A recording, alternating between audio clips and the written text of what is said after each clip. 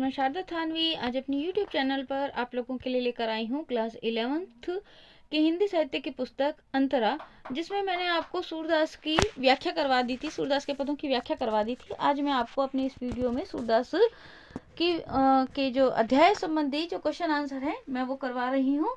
तो फ्रेंड्स, अगर आपको अच्छी तरीके से व्याख्या समझ में आ गई हो तो क्वेश्चन आंसर भी आपको बहुत अच्छी तरह समझ में आ जाएंगे। क्वेश्चन आंसर करवाने से पहले मैं आपको एक बार पुनः कहना चाहूँगी कि अगर आपने अभी तक मेरे वीडियो चैनल को सब्सक्राइब नहीं किया है तो सब्सक्राइब कर लीजिए, ताकि मेरे आने वाली वीडियो आपको समय समय पर मिल सके।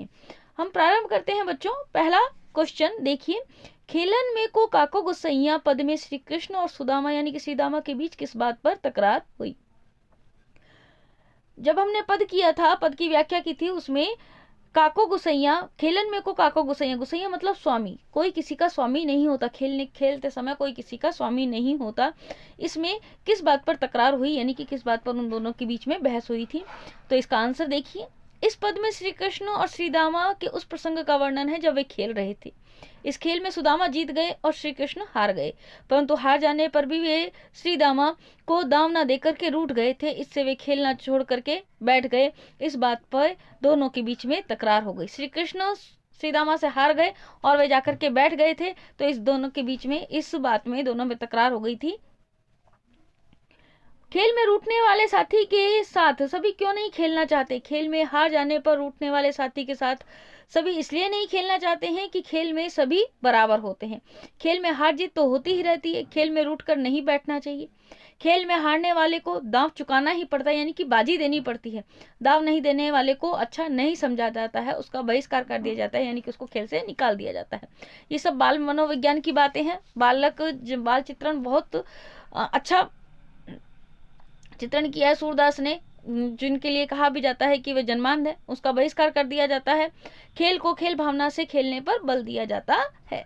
तो ये हुआ है हमारे पास में बच्चों दूसरे क्वेश्चन का आंसर। तीसरे क्वेश्चन का आंसर देखिए, खेल में कृष्ण के रूठने पर उनके साथियों ने उन्हें डांटते हुए क्या क्या तर्क दिए।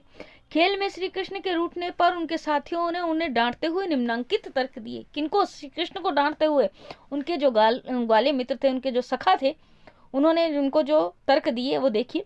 श्री कृष्ण, तुम हारे हो और श्रीदामा जीते हैं, फिर भी तुम क्यों क्रोध कर रहे हो। तुम खेलने में रूठते हो और बेईमानी करते हो, अतः तुम्हारे साथ कोई खेलना ही नहीं चाहेगा। तुम हमसे जाति पाति में बड़े भी नहीं हो, हम सभी एक ही जाति के हैं। हम तुम्हारी शरण में नहीं बसते, अतः हम पर रौब जमाने व अकड़ने की जरूरत नहीं है। क्या तुम इसलिए अधिक अधिकार जताते हो कि तुम्हारे पास में हमारे से ज्यादा गायें हैं। ये 4-5 उन्होंने तर्क दिए हैं। कृष्ण ने नंद बाबा की दुहाई देकर दाव क्यों दिया। अगला क्वेश्चन देखिए, कृष्ण ने नंद बाबा की दुहाई देकर दाव इसलिए दिया कि उन्हें अपनी गलती या बेईमानी का एहसास हो गया। ग्वाल बाल उनके साथ खेलने से बहिष्कार कर रहे थे, जबकि वे खेलना चाहते थे। कौन? कृष्ण खेलना चाहते थे। अब वे ग्वाल बालों को विश्वास दिलाना चाहते थे कि आगे वे ऐसी गलती नहीं करेंगे। वस्तुतः वे उन सभी को हराने के लिए पूरी तरह तैयार हो गए थे।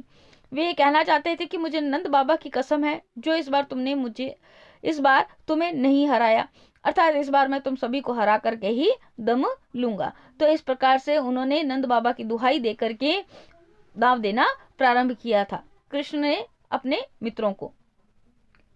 5वां क्वेश्चन देखिए बच्चों, इस पद से बाल मनोविज्ञान पर क्या प्रभाव पड़ता है। यहाँ पर पद की अगर हम बात करते हैं तो पद है पहला वाला पद सूरदास द्वारा रचित, जो सूरसागर द्वारा संकलित है, जो पाठ्य पुस्तक में आपका जो पहला पद ले रखा है उसमें बाल मनोविज्ञान का सूक्ष्म चित्रण किया गया है, उसी पद की बात कर रहा है क्वेश्चन में। सूर का प्रथम पद बाल मनोविज्ञान का सूक्ष्म चित्रण करता है। इस पद से बाल मनोविज्ञान पर निम्नलिखित प्रकाश पड़ता दिखाई देता है। बच्चे खेल में हारने पर गुस्सा करने लगते हैं, वे स्वयं गलती करने पर भी तर्क कुतर्क देते हैं और साथियों से रूठ जाते हैं। उसी प्रकार कृष्ण भी रूठ जाते हैं। बाल मनोविज्ञान का चित्रण किया है। बच्चे ज्यादा देर तक रूठे हुए नहीं रह सकते, वे थोड़ी देर बाद ही खेलने को तैयार हो जाते हैं। खेल में सभी बच्चे समान होते हैं। खेल में जाति पाति से छोटे बड़े का विचार नहीं किया जाता, अतः कोई किसी का ज्यादा अधिकार स्वीकार नहीं करता है। खेल में हारने पर रूठने वाले साथी के साथ कोई खेलना पसंद नहीं करता। अब देखिए 6वां क्वेश्चन, गिरधर नार नवावती से सखी का क्या आशय है।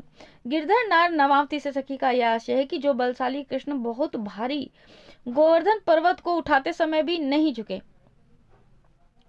ठीक है। जो श्री कृष्ण ने इतना भारी पर्वत उठाया था और उस समय भी उनकी गर्दन नहीं झुकी थी, वही कृष्ण एक साधारण मुरली के सामने इतने विवश हो जाते हैं कि सेवक की तरह अपनी गर्दन झुका देते हैं। मुरली बजाते समय कृष्ण गर्दन का झुकना एक सामान्य सी क्रिया मानी जाती है, परंतु गोपियां मुरली को अपनी सौत जैसी मानकर उससे ईर्ष्या रखती हैं। उसके कथन में यह व्यंग्य है कि कृष्ण एक साधारण नारी यानी कि मुरली के रूप में कृष्ण प्रेम के वशीभूत होकर उसके लिए अपनी गर्दन तक झुका देते हैं। अगला देखिए 7वां क्वेश्चन, कृष्ण के अधरों की तुलना सेज से क्यों की गई है? कृष्ण के अधरों की तुलना सेज से इसलिए की गई है कि सेज कोमल होती है, वह लेटने के काम आती है। श्री कृष्ण के होठ भी कोमल है और मुरली ऐसी प्रेमिका है जो उनके अधरों रूपी सेज पर लेटी रहती है और उनसे अपने पैर शरीर को दबाती है, यानी कि जो मुरली है वो उसका शरीर, नायिका का शरीर। मुरली को होठों पर रखकर अंगुलियों के संचालन से ही बजाया जाता है, अतः रूपक द्वारा अधरों को कोमल सेज से तुलना सटीक ही की गई है। अगला क्वेश्चन देखिए, पठित पदों के आधार पर सूरदास के काव्य की विशेषताएं बताइए। पठित पदों के आधार पर सूरदास के काव्य की विशेषताएं निम्नलिखित हैं। सूर के काव्य में बाल लीलाओं का सहज वर्णन व क्रीड़ाएं मनोहारी है। सूर के काव्य में अनुप्रास है, उपमा और उत्प्रेक्षा अलंकारों का प्रयोग कुशलता के साथ हुआ है। सूर के प्रथम पद में सखा भाव की बाल लीला का वर्णन हुआ है, इससे सूरदास की सख्य भाव की भक्ति व्यंजित हुई है। दूसरे पद में संयोग श्रृंगार के चित्रण के साथ गोपियों की प्रेमासक्ति तथा मुरली के प्रति सौतिया डाह की व्यंजना हुई है। सूर ने मुहावरेदार साहित्यिक ब्रज भाषा का प्रयोग किया है। सूरदास के सभी पद गए हैं, इनमें यति, गति, लय आदि का पूरा ध्यान रखा गया है।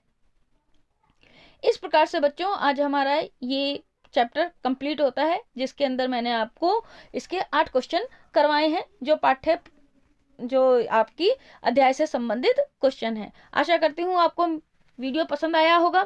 अगर आपको वीडियो पसंद आया है तो प्लीज लाइक, कमेंट और शेयर करना ना भूलें। चैनल को भी सब्सक्राइब करना ना भूलें ताकि मेरे आने वाले वीडियो आपको समय समय पर मिल सके। आज के लिए धन्यवाद। जल्दी ही अगले वीडियो में मुलाकात होगी।